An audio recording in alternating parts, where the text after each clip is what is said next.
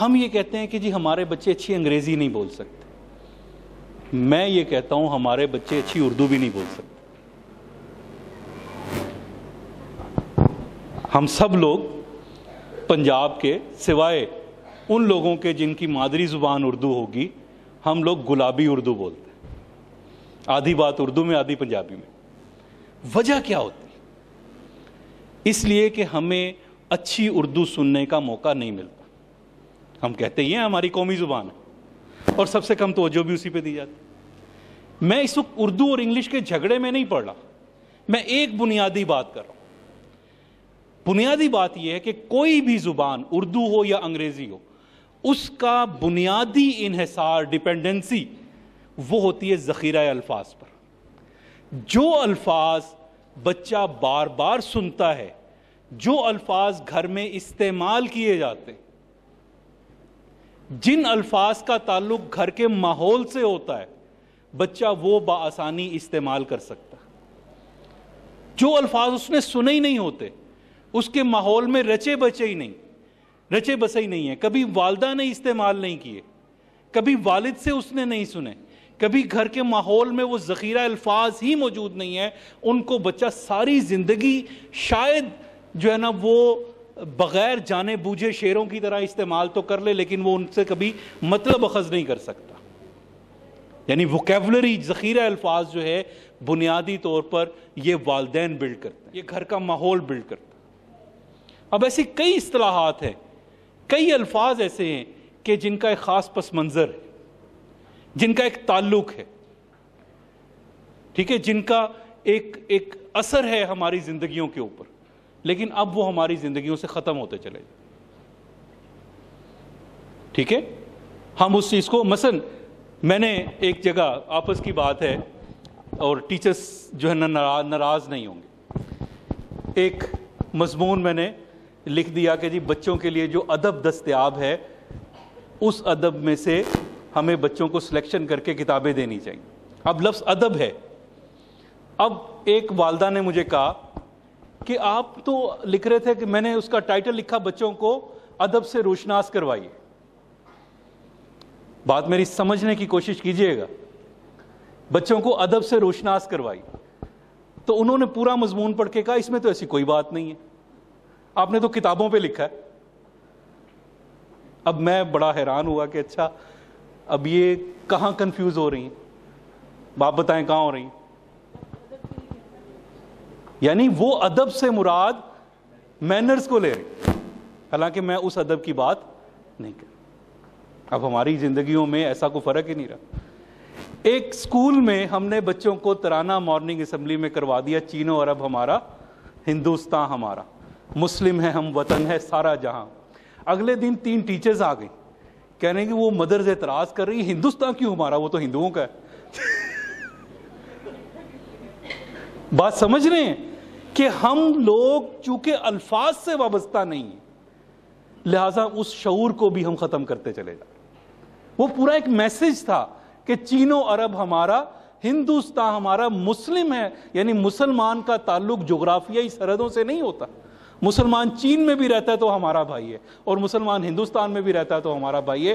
یہ جو دین ہے یہ سارے کا سارا پوری دنیا کے لیے ایک، یہ تو یہ میسج تھا نا وحدت کا۔ لیکن پرابلم کیا ہے کہ ہم ان الفاظ کو اور ان تصورات سے ناواقف ہوتے چلے جائیں۔ اقبال نے کہا تھا کہ اگر چاہوں تو نقشہ، یعنی جو پرانا ہمارا عروج تھا نا، اگر چاہوں تو نقشہ الفاظ میں کھینچ کر رکھ دوں، مگر تیرے تصور سے فزوں تر ہے وہ نظار۔ ہمیں ان الفاظ کی اور ان کے پیچھے جو جہان ہے اس کی سمجھ ہی نہیں آتی۔ صرف ایک کوشش کیجئے، اچھے الفاظ خود سیکھیے، ہم لوگ نہیں سیکھتے، اور اچھے الفاظ ابتدا سے بچوں کی زندگیوں میں اردو کے، انگریزی کے داخل کرنے کی کوشش کریں۔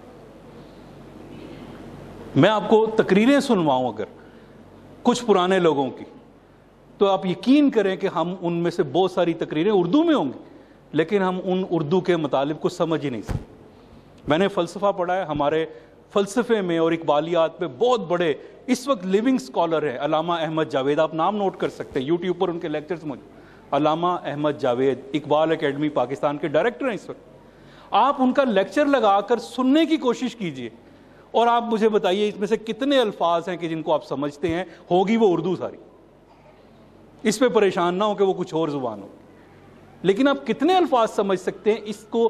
یعنی اگر ہم اپنی استعداد نہیں بڑھاتے تو بچوں کی استعداد ہم کیسے بڑھا سکتے؟ یہ ایک نقصان ہے کہ جو ہمارا ہوتا چلا جا رہا ہے، لیکن چلیں جہاں بہت کچھ ہو رہا ہے وہاں وہ کارواں کے دل سے احساس زیاں جاتا رہا۔ آگے کریں جی، اور آگے چلیں۔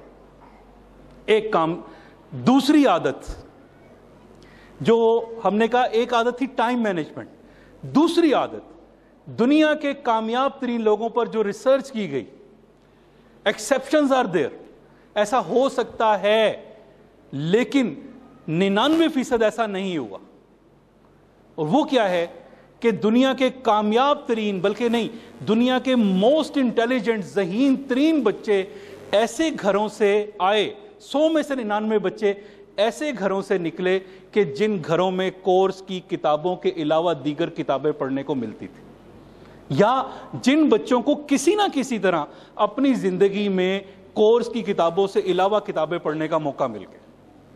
100 میں سے 99، 100 میں سے ایک ہو سکتا ہے وہ آپ کا بچہ ہو اگر آپ اسے کتابیں نہیں پڑھاتے، لیکن 100 میں سے 99 بچے جو دنیا میں ذہین ترین کہلائے، یہ ریسرچ ہے، اسٹڈی ہے، وہ ایسے بچے ہیں کہ جنہوں نے اپنے کورس کے علاوہ بھی 4 کتابیں پڑھی ہوں۔ لیکن اب بدقسمتی یہ ہے کہ آپ 8ویں 9ویں 10ویں میں چلے جائیں، آپ اسکول میں پڑھانے والی ٹیچر سے بات کر لیں، آپ ماؤں سے بات کر لیں اور ان سے پوچھیں کہ آخری کتاب آپ نے کب پڑھی تھی، تو کوئی پتہ نہیں۔ یعنی ہماری زندگی کتابوں سے دور چلی گئی۔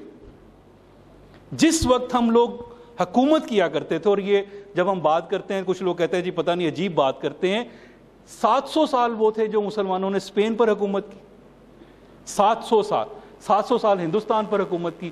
اسپین کی حکومت میں جو تاریخ ابن ندیم اس کتاب کا نام ہے، جنہوں نے لسٹ بنائی ہے صرف ان لوگوں کی جنہیں اسکالر کہا جا سکتا تھا، جنہیں علماء کہا جا سکتا تھا، 10,000 افراد ایسے تھے کہ جو اپنے زمانے کے بہترین عالم موجود تھے، 10,000 لوگوں کی لسٹ ہے اس میں۔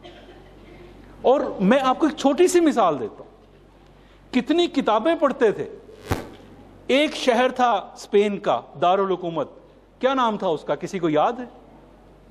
قرطبہ، ٹھیک ہے، جس میں مسجد قرطبہ ہے، جس پر علامہ اقبال نے بہت خوبصورت ایک نظم بھی لکھی۔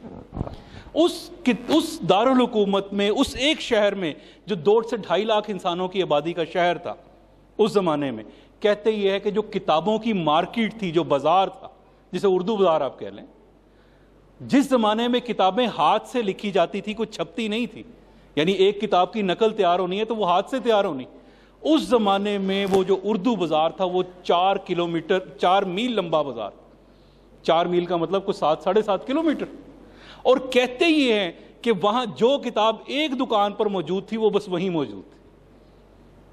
یہ میں بات آج سے 1100 سال پہلے کی بتا رہا ہوں، 1000 سال پہلے کی بتا رہا ہوں، اتنی کتابیں پڑھتے تھے۔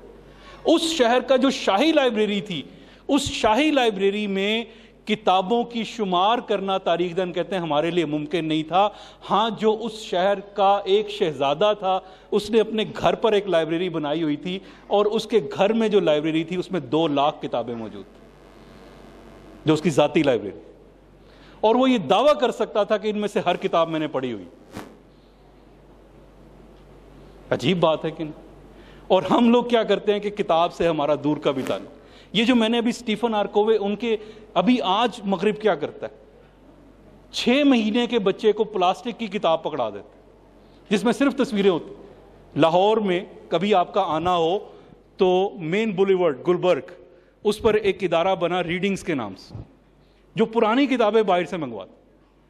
تو میں نے اپنے بچوں کی ریڈنگ ہیبٹ، آج سے 10 سال پہلے کی بات ہے، 15 سال پہلے کی، جب وہ ادارہ مطلب وہاں وہ دکان بنی ہے، سارا سٹور بنا ہے، تو میں بچوں کو لے جایا کرتا تھا، اور میں نے یہ دیکھا کہ پلاسٹک کی کتابیں جو پھٹتی نہیں ہیں، گلتی نہیں ہیں، 6 مہینے کے بچے کے لیے صرف تصویروں پر مبنی، کیا ہے، صرف کنسیپٹ یہ دینا ہے کہ کتاب پڑھنے کی کوئی چیز۔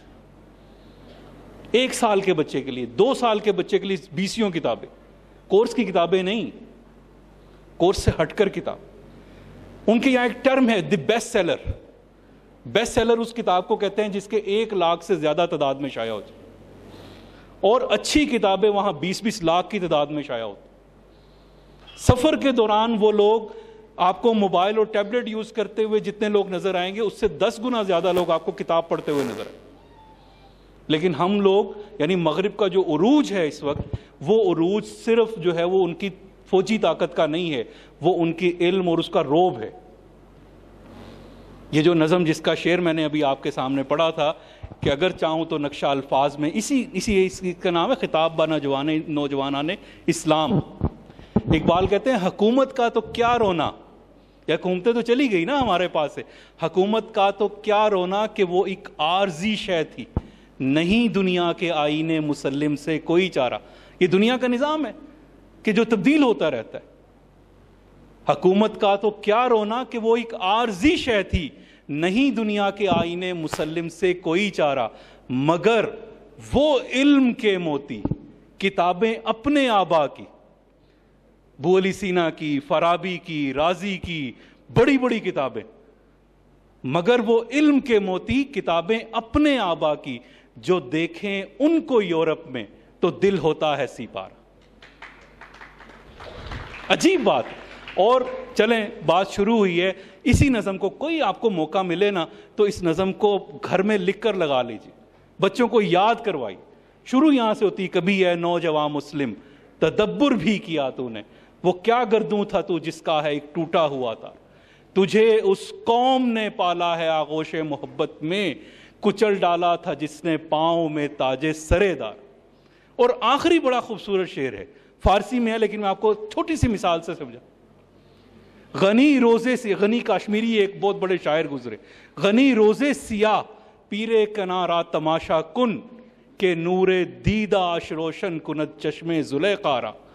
کہ غنی جو پیر کنعان تھا، کنعان کہتے ہیں وہ جگہ جہاں حضرت یعقوب علیہ السلام کا جو دیس ہے، ان کے بیٹے حضرت یوسف علیہ السلام تھے.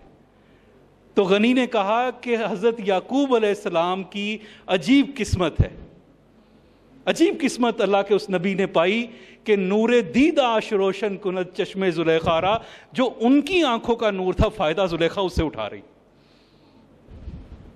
فائدہ اس سے وہ اٹھا رہی ہے کہ جس کی نیت ہی خراب تھی. حالانکہ وہ کس کی آنکھوں کا نور تھا؟ ایک نبی کی آنکھوں کا نور، حضرت یوسف علیہ السلام کی بات ہو. تو ہم لوگ ان چیزوں کو گم کر چکے. کوشش کیجئے، دیکھیے بہت آسان، گھر میں ایک بچہ ایک دن میں کتنے پیسے کھا جاتا ہے؟ 10 روپے، 20 روپے، 30 روپے. چھوٹی چھوٹی سی کتاب. کبھی اسلام آباد جانا ہو، اللہ تعالیٰ نے ہمارے استاد محترم ہیں ڈاکٹر افتخار کھوکھر صاحب، دعویٰ اکیڈمی اسلامی یونیورسٹی کا شعبہ ہے، اس کا ذیلی شعبہ بچوں کا ادب. سینکڑوں کتابیں انہوں نے بچوں کی عمر کے لحاظ سے تیار کی. 10 روپے، 20 روپے، 50 روپے کی کتاب. کبھی کوشش کریں، فیصل مسجد کے ساتھ جو ہے نا وہ اس کا وہ مکتب موجود ہے جہاں سے آپ لے سکتے ہیں. آپ انہیں خط کر دیں، ای میل کر دیں، وہ آپ کو 50% ڈسکاؤنٹ پر کتابیں بھیج دیں گے. 100 روپیہ مہینے کا مخصوص کر لیجئے کہ میں نے بچے کو کوئی کتاب لا کر دے، کوئی اس کی عمر کے لحاظ سے. کتنی چیزیں ایسی تھی کہ جو ہم نے، جب بچہ کتاب نہیں پڑھتا تو اس کا ذہن وسیع نہیں ہوتا، اس کا ذہن نہیں کھلتا، وہ دنیا کو دیکھ نہیں پاتا. 9th کلاس کے اندر میں گیا اور میں نے بچوں سے وہ یہ جن دنوں یہ خاکے وغیرہ آئے، 9th کلاس کی بات ہے، انگلش میڈیم سکول. بدقسمتی ہماری یہ کہ ایک بچہ مجھے کہتا ہے کہ سر آپ سے ایک بات پوچھنی. میں نے کہا بیٹا پوچھیں. سر یہ ہمارے ٹیچر نے بتایا، سمجھ نہیں آئی، یہ توہین رسالت ہوتی کیا ہے؟ میں نے کہا بیٹا پہلے مقام رسالت پر کچھ پڑھو گے تو توہین رسالت سمجھ آئے گی. کوئی سیرت کی کتاب آپ میں سے کسی نے اپنے بچے کو پڑھائی ہو تو بات کرے نا، اسے سمجھ آئے گی کہ محمد صلی اللہ علیہ وسلم کا احسان کتنا بڑا ہے ہمارے اوپر کہ جنہیں ہم اپنے ماں باپ سے کہیں زیادہ بڑا سمجھتے.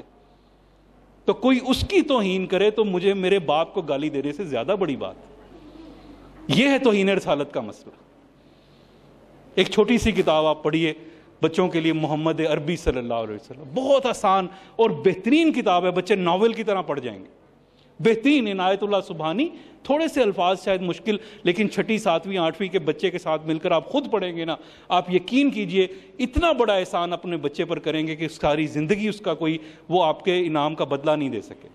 چھوٹی سی کتاب پڑھیے. شعور حیات ایک کتاب خود پڑھیے، مولانا یوسف اصلاحی صاحب، انڈیا کے عالم، بہترین کتاب. اور کوئی میں ایسے نہیں کہہ رہا کہ یہ کتابیں کوئی دینی اسلامی نہیں, یہ انسانی ذہن کھولنے والی کتاب. علامہ وحید الدین صاحب کی کتابیں, وحید الدین خان انڈیا کے ایک صاحب, ان کی چھوٹی چھوٹی سی کتابیں پڑھیں, راز حیات پڑھیں, ٹھیک ہے, آسان کتابیں کہ جنہیں آپ خود پڑھ سکیں, دوسرے بچوں کو پڑھا سکیں.